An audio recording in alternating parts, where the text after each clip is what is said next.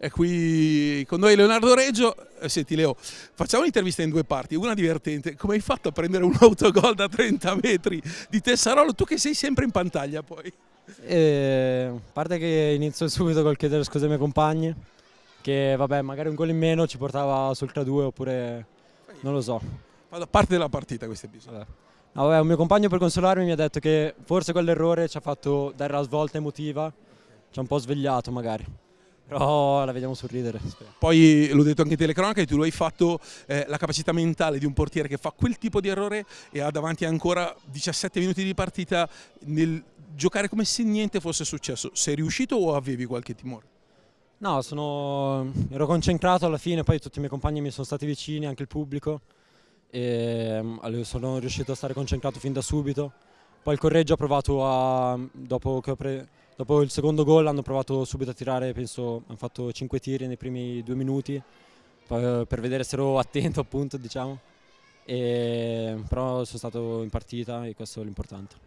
Senti, io non le ho contate, mi sembrano 6 o 7 le rimonte.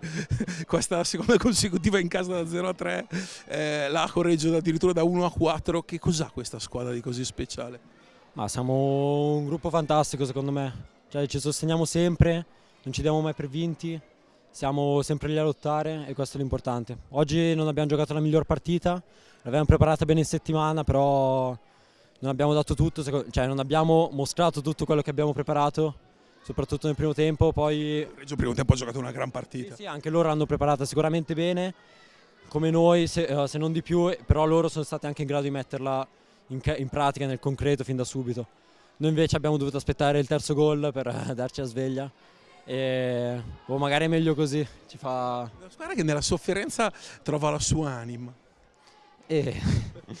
Questa è poetica. Ma speriamo di continuare così fino a fine campionato. Sì.